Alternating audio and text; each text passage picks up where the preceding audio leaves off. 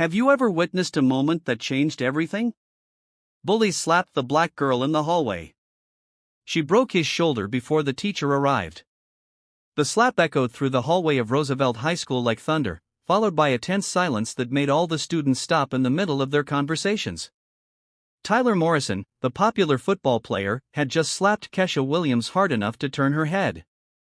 "Stay in your place, girl," Tyler growled, surrounded by his three friends who laughed at the situation. "Nobody told you to bump into me." Kesha was 17 and already used to being invisible in the hallways of that Atlanta school. A scholarship student from a poor neighborhood, she kept her head down and her grades high, avoiding trouble at all costs. Her second-hand uniform and worn backpack contrasted with the other students' designer sneakers.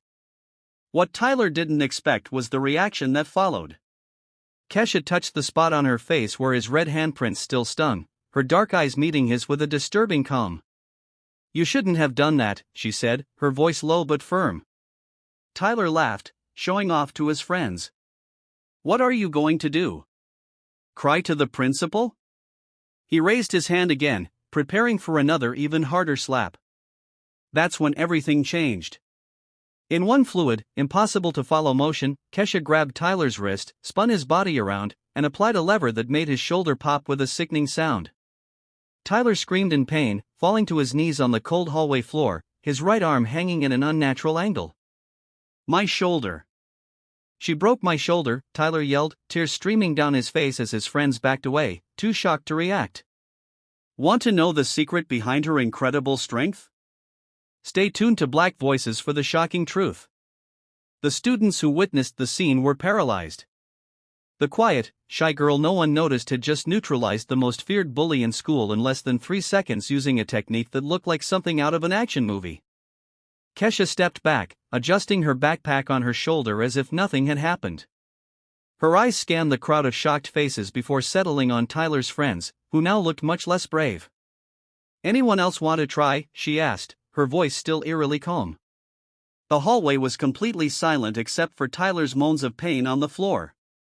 No one moved. No one spoke.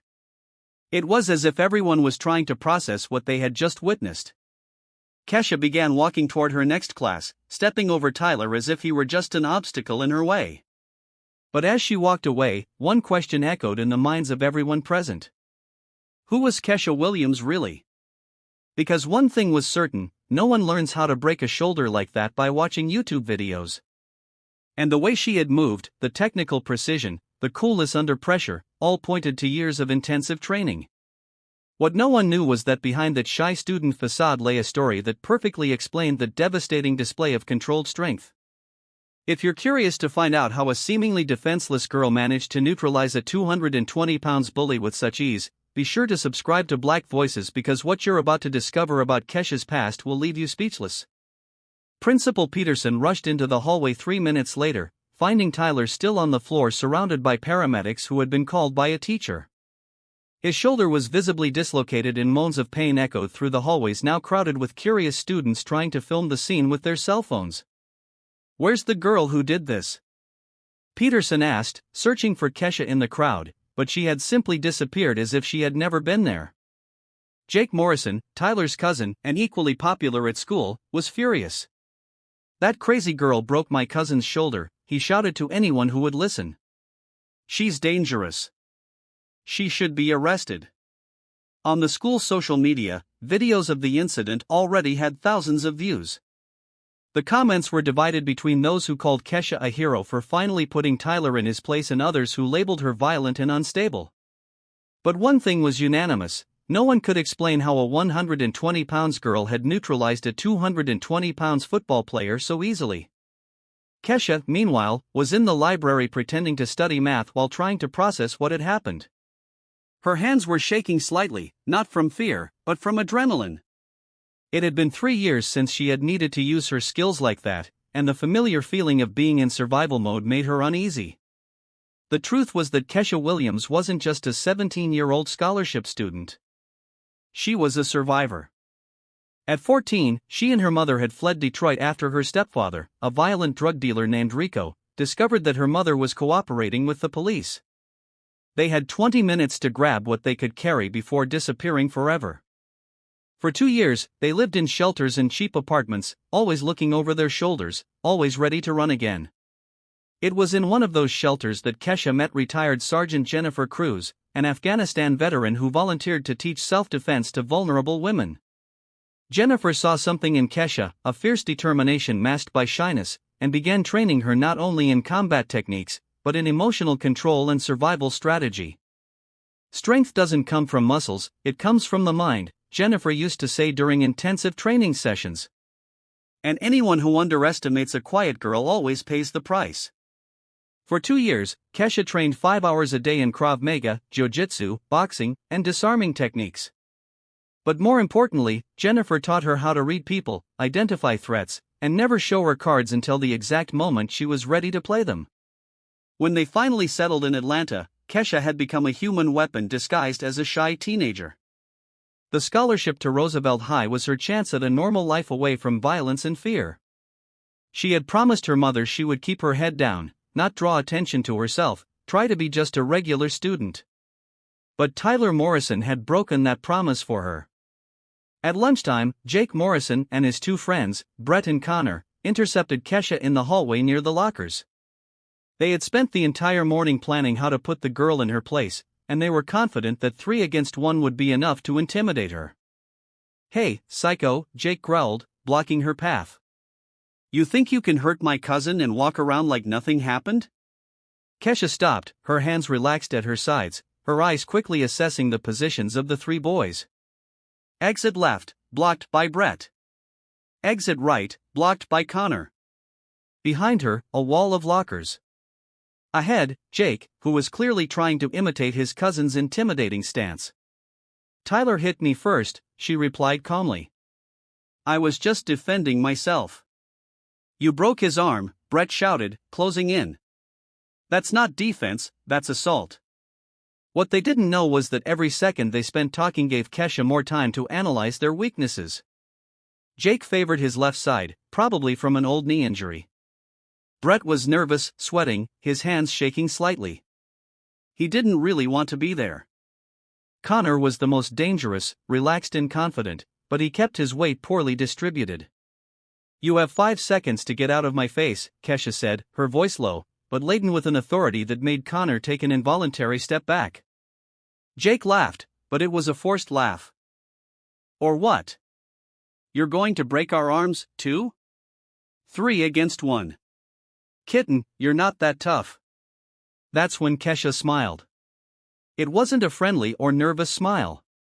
It was the cold, calculated smile of someone who had faced men far more dangerous than 3 spoiled middle-class teenagers. "You're right," she said, adjusting her backpack on her shoulder. 3 against 1 isn't fair." Jake smiled, thinking she was giving in. "For you," Kesha added. The hallway was starting to fill up again with curious students. Cell phones appeared. Cameras were turned on. Everyone wanted to see if the girl who had broken Tyler Morrison's shoulder would do it again. But this time, Kesha did something different.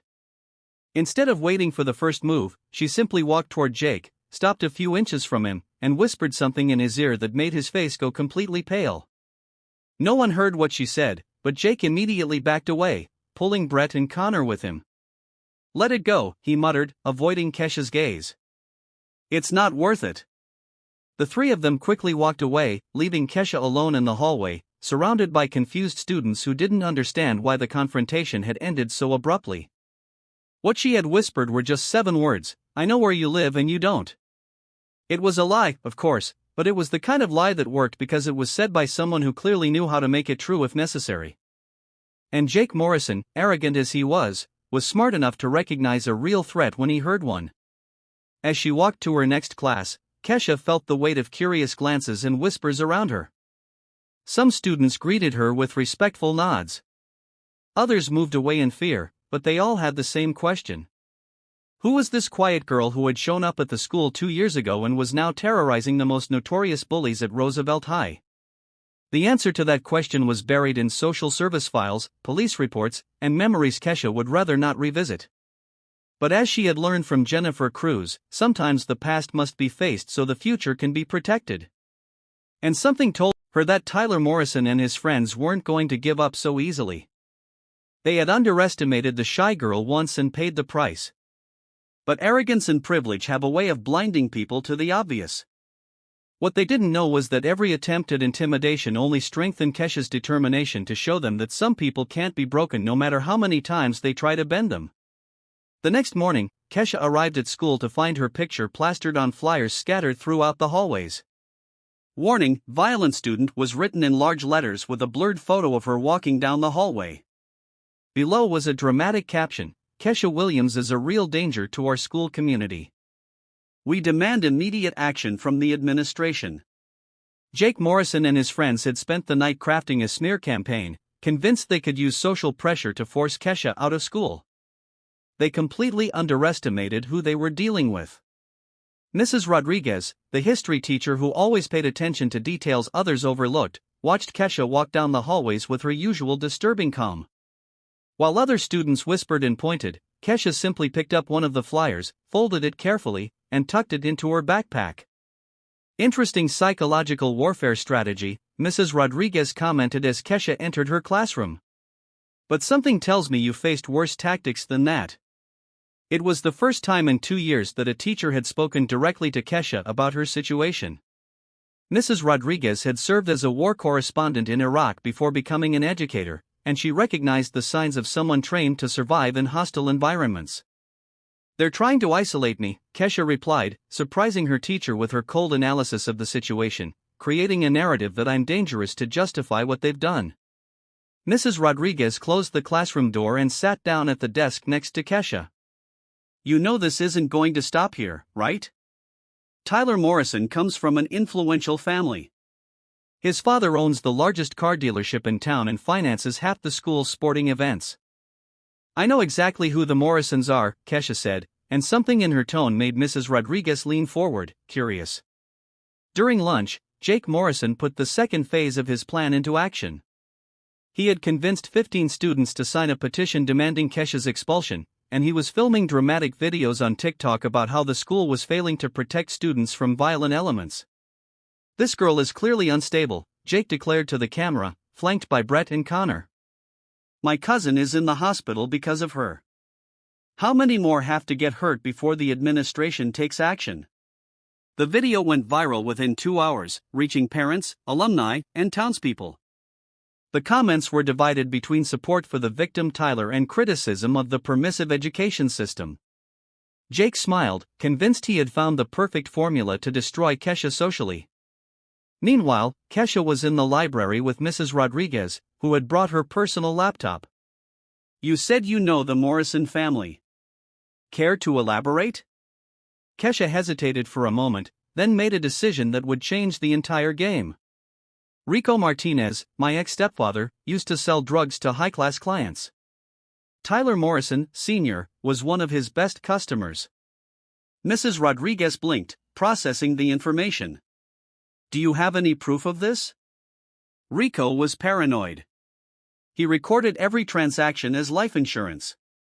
When my mom cooperated with the police, she copied all the files before we fled." Kesha pulled a small flash drive from her backpack. 3 years of sales, names, dates, amounts, even photos of some deliveries. The teacher stared at the flash drive as if it were a nuclear bomb. "Kesha, do you understand what this means?" "It means that while Jake is playing psychological warfare in the school hallways, I have real ammunition for a war he doesn't even know exists." That afternoon, Tyler Morrison, Sr., showed up at the school for an emergency meeting with Principal Peterson.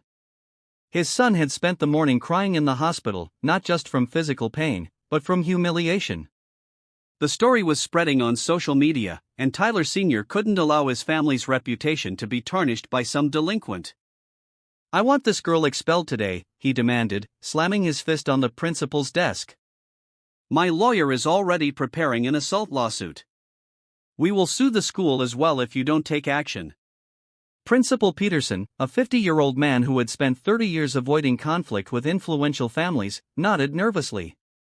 "Let's schedule a disciplinary hearing for tomorrow." Given the seriousness of the case, there is no seriousness, Mrs. Rodriguez interrupted, entering the room uninvited. There is only a bully who finally found someone who won't accept being assaulted. Tyler Sr. turned furious. And who are you two? I'm the teacher who will testify that Tyler Morrison assaulted Kesha Williams without provocation. And I'm the person who has a keen interest in getting to know your family better, Mr. Morrison. There was something in Mrs. Rodriguez's tone that made Tyler Sr. back away slightly. He couldn't explain why, but that teacher was looking at him as if she knew some dangerous secret. That night, while Jake Morrison celebrated Tyler's father's reunion with champagne stolen from the family cellar, posting stories about justice being served, Kesha was at home with her mother, finally telling her the whole truth about what had happened at school. "Honey," her mother said, holding her hands. "You know that using this information about Rico could put us in danger again." "I know, Mom, but I also know that some battles can't be avoided. They chose to make me their enemy. Now they're going to find out what kind of enemy I can be."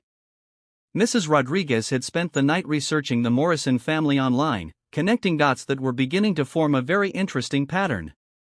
Tyler Sr. had a lifestyle far beyond what a car dealership could support, and there were old rumors about questionable investments.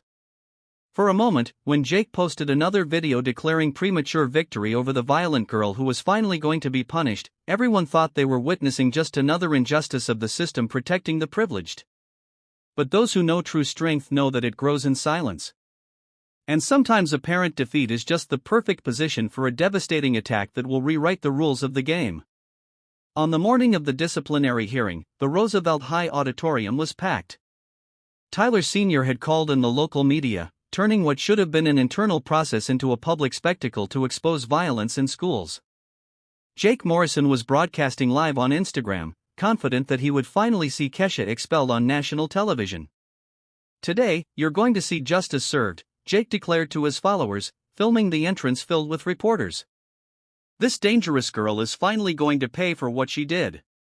Kesha entered silently from the back of the auditorium, accompanied only by her mother and Mrs. Rodriguez. While Jake mocked her on social media, calling her a coward who couldn't even get a lawyer, Kesha simply sat in the front row, the small flash drive tucked discreetly into the palm of her hand. Principal Peterson nervously opened the session. "We are here to evaluate the incident involving student Kesha Williams and Tyler Morrison, which resulted in serious bodily injury." "Serious bodily injury is an understatement," interrupted Tyler Sr., rising dramatically. "My son is traumatized." That delinquent broke his shoulder for no reason. The murmurs of support echoed through the crowded audience of upper-class parents that Tyler Sr. had mobilized. Cell recorded every word, and Jake smiled maliciously, certain he was witnessing Kesha's public destruction.